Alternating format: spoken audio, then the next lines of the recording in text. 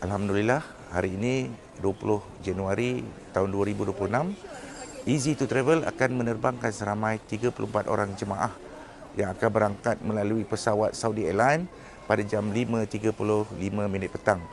Akan menuju secara terus penerbangan ke Jeddah.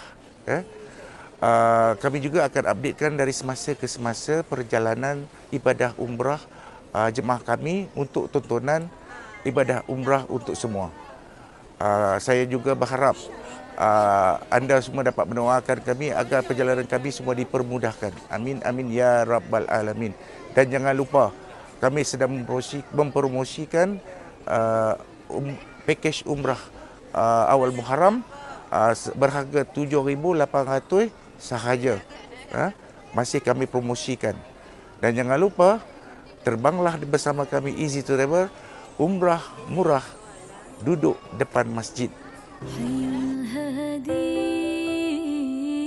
بأجمل ذكرى